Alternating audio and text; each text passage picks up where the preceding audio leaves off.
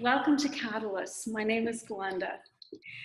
During this series, we are talking about the principles of Celebrate Recovery that bring about transformation when we apply them to our life.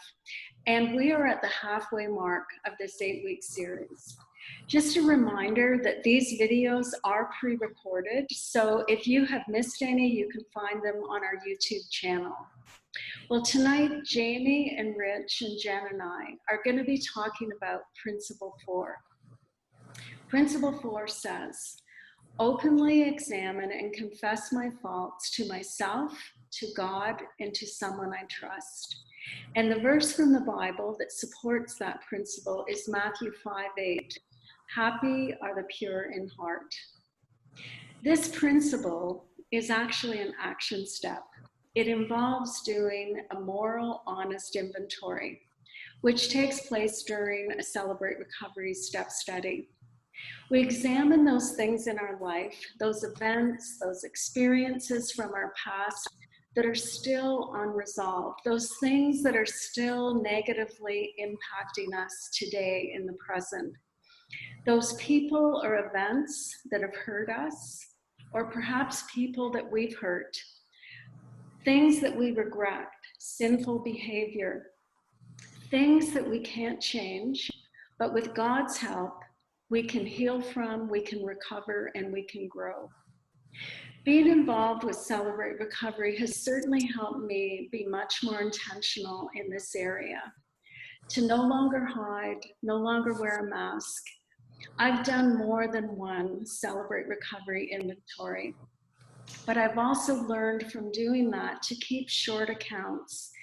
And so when something new happens, and it does, life can be hard, whether it's a sinful behavior, I'm coping in unhealthy ways, someone has hurt me, to be honest about it and to talk to God about it and to someone that I trust, to face those things that are hurting me and to recognize how they're negatively impacting me, and then to take responsibility for my part and to deal with it so it doesn't build up.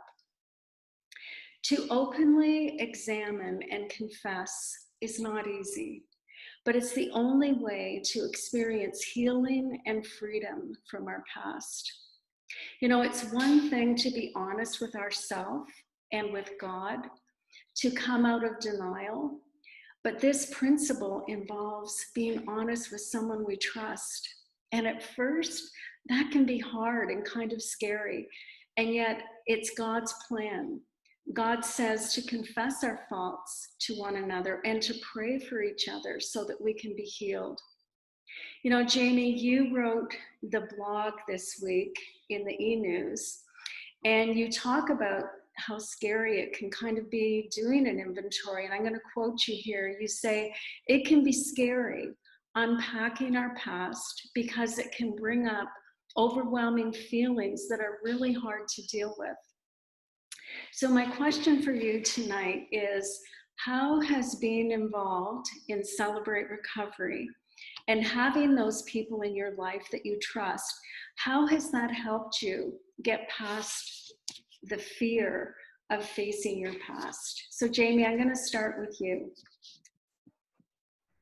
I think having people surrounding me in Celebrate Recovery has helped me in 3 key areas as I was thinking about this. The first being that I've really appreciated men who have been able to share their stuff, both the good and the bad, and being able to particularly walk through the bad stuff, trusting God is there and God sees and God is powerful enough to help where help is needed. Just seeing that genuine faith from so many men was very, very helpful and life-changing for me.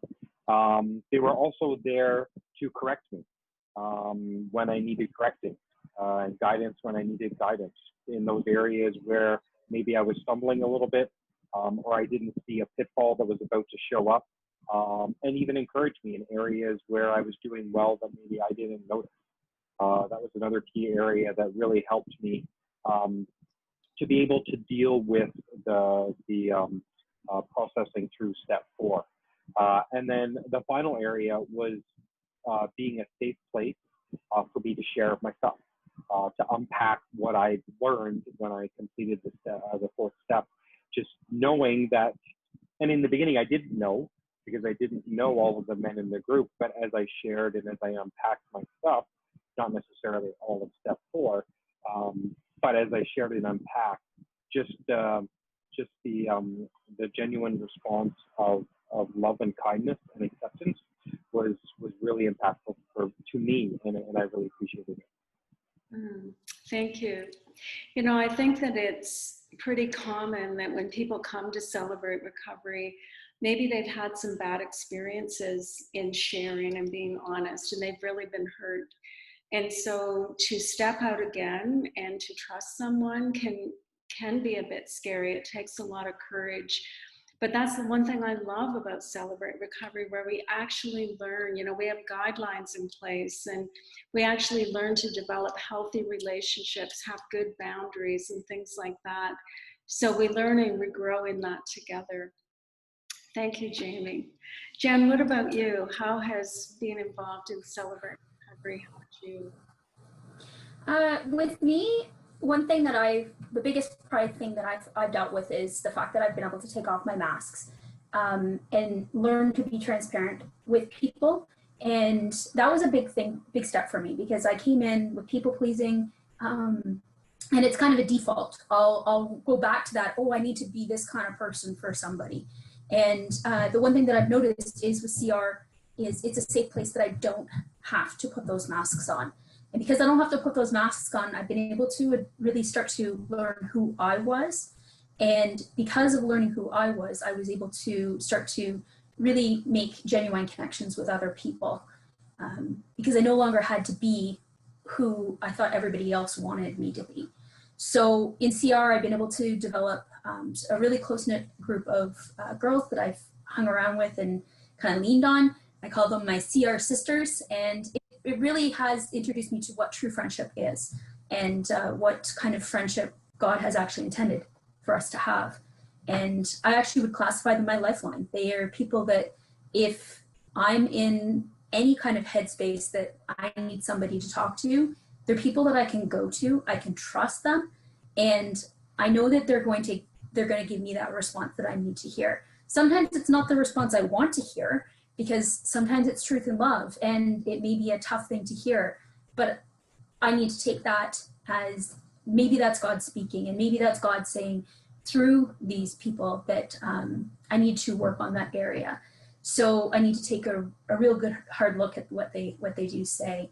I developed these relationships through step studies and through attending CR, and it's been great because I can walk through any kind of messiness, and then I can also celebrate with them, which has been a great thing along the way. So I'm thrilled to be able to take off those masks and really become vulnerable and transparent with people, and know that I'm met with true acceptance, that I'm not going to be judged.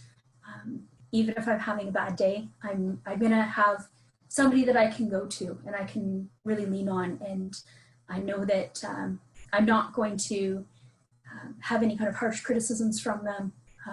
So it has been a lifeline for me. It's been something that I've been able to really gain a lot of freedom in, and I'm really thankful for CR for that, and being able to learn how to trust people like that. So thanks, Jenn.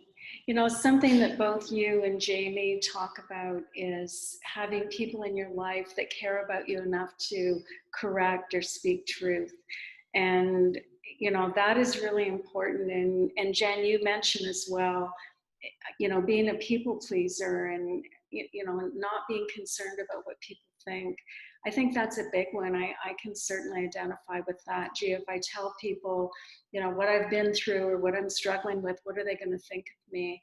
And yet we learn in Celebrate Recovery how to do that. And I really believe that's where our identity in Christ and knowing who we truly are in God's eyes, that gives us the courage to be able to be honest too with people. Rich, what about you? What's your experience been? I know that when I first started coming out to CR, I was kind of watching people.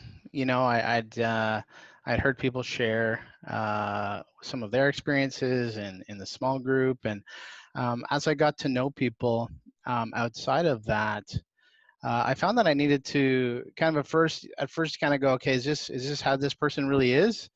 And just taking the risk of engaging in some conversations, just getting to know people, starting to befriend people. Um, and that was a bit of a risk for me because I was, I was afraid to get up maybe a little bit too close or let people in too far. This whole experience of unpacking my the things that are in my past that I don't necessarily want everyone else to know about, and as I'm unpacking those in front of people, um, it almost created a, well, okay, that's good for there, but now when we move from this place to this place, I want to leave that back over there, if that makes sense. And I remember taking some risks and just sharing some things that were harder, and getting to know people a little more, just engaging in conversations, going for lunch with guys. Um, and then when I started my first step study, I remember thinking, um, these guys are doing a really good job, and the two leaders. And so I decided, I'm gonna tell them that how I think they're doing. And so I decided after one of the step study meetings, I said, hey guys, can I talk to you before you go? And I think I was a little nervous in making that step, and I think I made them nervous. So I think they were a little apprehensive about what I was coming to talk to them about. And I just said, I think you guys are doing fantastic, and here's some of the things I'm seeing. And it's just things like that started to create, it's like, hey, I can be myself with these people. um, I can connect, I can just sort of build a normal relationship, I guess. And through that, I really gained the trust of, I began to trust the people around me. And then when it came time to share my inventory, one of the guys in my group who was leading it, that I had that conversation with, was one of the guys that I shared my inventory with. And that was, I didn't think that would be that difficult of a thing to do. But as I did it, I thought, wow, this is kind of scary. And just having built those relationships just allowed that to be really a great experience for me. So. Wow. It sounds to me like you were kind of surprised, as you shared your inventory, that you were actually doing it and that it was a good experience. Something you mentioned in one of the other videos, Rich, was you had shared that when you were in an open share group or a step study, and sometimes some of the other guys would be sharing, and that would be an example to you. And I think that's sometimes how, when you see other people being authentic and vulnerable, it actually becomes an example for us to, it's like, I want to be more that way myself. And so building these relationships with people that we trust, it's a process. It happens in all different ways. Um, but we are so blessed, really, in Celebrate Recovery to have this environment where we can learn to do that. Jamie, in the blog this week, you wrote about not staring in the rearview mirror, focusing on our regrets or the pain of the past. And I love that analogy because although a rearview mirror in our car when we're driving is important, if we stared at that all the time, we'd be in big trouble. So it's a great illustration, as we think about looking in our past. If we are stuck looking in our past, which can be easy to do, I know I've done it, we can get stuck in the fear or the guilt or the shame, and it actually prevents us from moving forward. So this principle involves doing an inventory to examine the past. We have to look at it, but it's so that we can learn from it, so that we can grow through it, and we can heal and move forward, so that what has been impacting us negatively is no longer hindering us, no longer holding us back. And so that we can experience what Matthew 5:8, what Jesus talked about, we can experience that pure heart or that clean heart. So we don't keep staring at our past and get stuck like a rearview mirror. We actually process it and we heal from it with God's help and the support of someone that we trust. During one of my inventories, I had to deal with some deep-rooted fear and also some harbored resentment from some abusive, unhealthy relationships in my past. And I was definitely being held back with fear, guilt, shame, resentment, and I was stuck. And so during this inventory, I needed to forgive. I needed to trust God to heal me from the damage of those experiences. And it took time, but eventually I was able to recall those events without the pain, without the shame, without the fear, and experience that clean heart that Jesus talks about. So I want to ask you, Jamie, I'll begin with you. How have you experienced healing and experienced that clean heart that Jesus talks about from doing inventories and being involved in CR? Well, I'd say that didn't happen immediately. I mean, as you were explaining the process, the intention behind doing the step 4 of learning from the past, I think I got it down on paper and shared it, and then was like, what am I supposed to do with this now? That whole growing, learning, and processing part failed to come to mind, I guess, as I was learning to do the next steps. So it was a bit of a process for me to come to the acceptance of this new me, the clean heart Jamie, I guess, so for a lack of a better term. I really had to understand and accept who I was now in Jesus, and how he wanted me to live my life, which is still an ongoing process. And I think what I have appreciated most about Celebrate Recovery is one of the things that I was able to do right away was get involved just by serving in any area that would accept me, really, because that, as I would come to find out, is a part of who I am and how I connect with God, which is one of the aspects that I really needed in my journey, was being able to connect with God. And so being able to serve and help out in a variety of different ways at Celebrate Recovery was hugely beneficial to me, learning about how to experience and live out my clean heart. And then also just watching other people. I think Rich mentioned it as well, just observing other people and how they interact with Jesus. Because I think for me, being a relatively new Christian and learning about God and Jesus, I really didn't know how to interact, especially because I can't see either of them. They're not in front of me.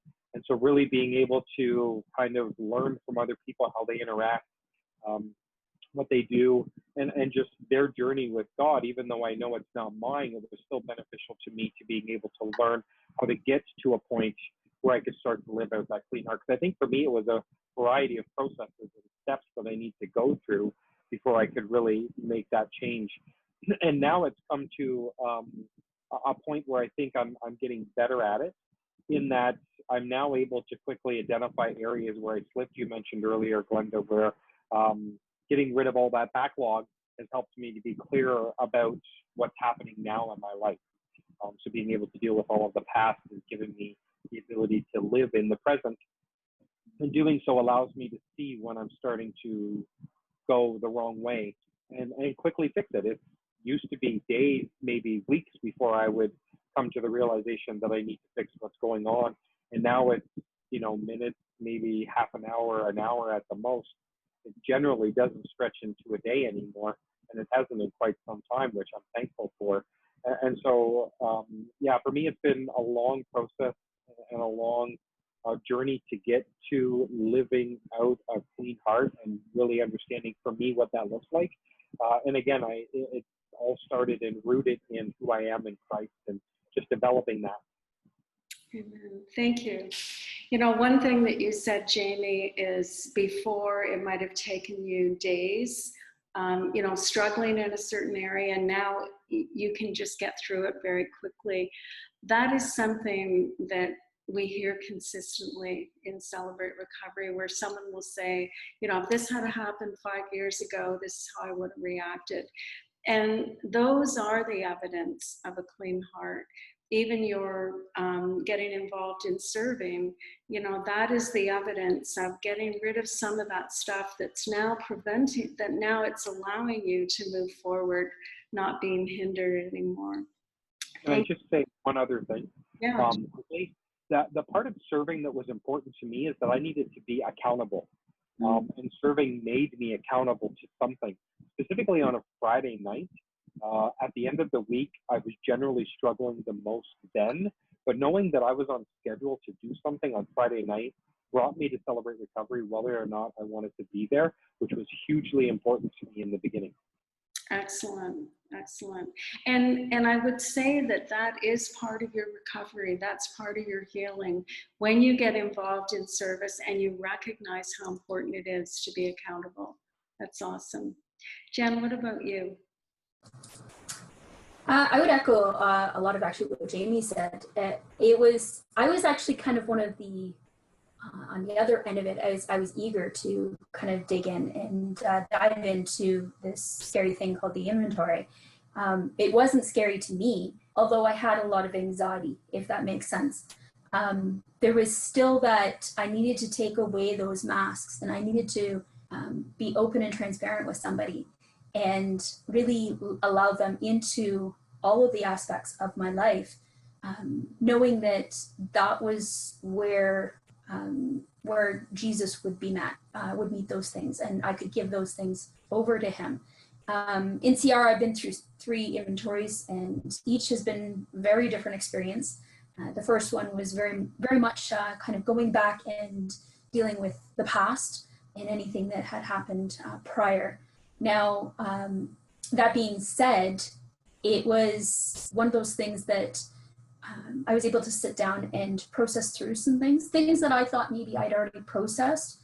I still wrote them down. I still went through them in the inventory, just because I wanted to make sure that I really had kind of been able to release that. And there were a few things that God said, no, you're not quite done there. And through the inventory process, I've been able to really release that stuff. It was actually kind of amazing to see how much stuff had been kind of taking up real estate in my mind and in my heart, that had moved from that pain and hurt into resentments that maybe I didn't see. And the inventory process actually really revealed that to me. Now going in past that into the second and third inventories, I kind of had this crazy thought like, oh, well, I've already dealt with everything. Everything's good. Like I won't have to worry about a whole bunch of things. And everybody's smiling because they know the same thing. But it was that kind of predisposed thought that, okay, well, I've already done inventory, one and done, got to move on. And that really wasn't the case.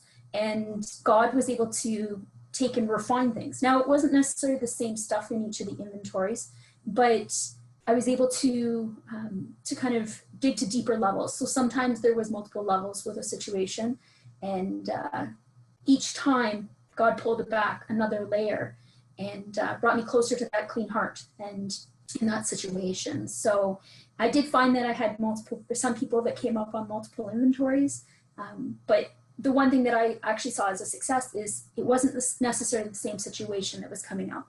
It would have been a different situation.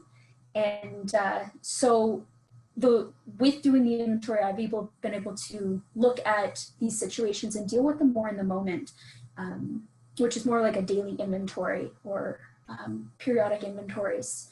So if something comes up, I'm less apt to run and hide and push it down and just say, okay, I'll just ignore it. I'll cover it up and it'll just go away, because I know it won't. I know that if I leave it, it's going to fester, it's going to turn into resentment. And so the inventory itself has really taught me that process of being able to kind of address situations, and actually given me the courage to basically work with somebody that may have hurt me, or a situation that I needed to address. So I've been able to go to those people and kind of deal with it before it actually hits that resentment and starts to take up part of my mind and kind of replaying, okay, I should have done this, I should have done this. And so the inventory really has given me a lot of freedom, but it's also taught me a lot of life skills on just how to work with people where I didn't have those necessarily had those skills before.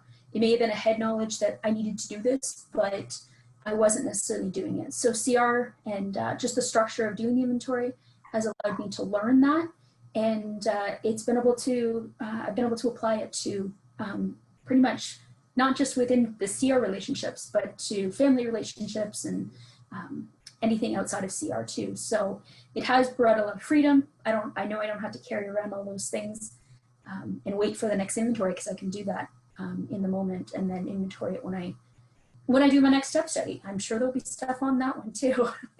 So that's pretty much what I wanted to share. Thank you, Jenn. Thank you. Rich, what about you? Well, I find it interesting listening to Jamie and Jen. Just the fact that I think it's the same for me. It's hard to pinpoint and say, well, this happened, and then wow, all this healing happened. It's a journey, and and we all have different experiences with it. So something that I found, so it's hard for me to say, okay, here's the healing that I experienced. Here's what happened. But I found going through the process, some interesting things happen, because I totally believe God has the power to take away whatever hurts, habits, and hang-ups, whatever consequences and temptations for the future, to just remove that from us if He wants to. I believe He has the power to do that, but I also believe that it's probably the process that we're going through that's exactly what we need to get this healing. And so I'd had a sort of maybe a bit of an anecdote to share what that looked like in my life. Was or a story, maybe it's not an anecdote, but there was a past relationship that I had that resulted in a lot of in a very deep level of guilt and shame in my life. And it's a relationship that that was still intact, but I didn't really see this person very often. And while I was in my inventory, so we were starting the inventory process in December. I was starting to write things out, and this person was on my inventory. And through some circumstances, they came back into my life. And I thought, isn't that interesting? And because of the relationships I'd built, I wasn't sure how to handle this, because there was a part of me that wanted to resolve things and talk about things. There's a part of me that was, I'm not sure if this is the right thing to do right now. And so because of the relationships I'd built, I was able to talk through that with some people and realize that, no, I need to be different in this relationship, but I don't need to, you know, lay out all the cards on the table, so to speak. It's that would maybe be a little bit weird. So I had an opportunity to spend some time with this person and just be different. And I think in that process, what I realized was God had given me an opportunity to forgive myself, because what was going on and was the guilt and the shame inside that were causing me to behave, I'll say, poorly towards this person. And once I was able to just let that go, I realized, wow, this is again a person who kind of came into my life and is now out of my life. But that relationship doesn't have all of those negative connotations for me. And I think if I hadn't laid that groundwork, if I wasn't in this process, and if God hadn't, I believe, arranged the circumstances as such, uh, I don't think I would have dealt with things the way that I did. And so I find that's one instance that I almost feel like it was a little bit supernatural, if you will, because it's a little bit weird how things happened. But I think most things, and relationships with family, and um, sharing some things with my brothers from our childhood, and just talking through things in ways that we haven't, were incredibly healing. And it's not a once and done thing. It's something that we continue, I continue to work on. And COVID stopped my second step study right in the middle. So I'm partway through my second inventory. And unlike Jen, I'm not eager to get in there with it again. But, because it's one of those things, I joke about it, but it's very, it's really good for you. I call it like working out.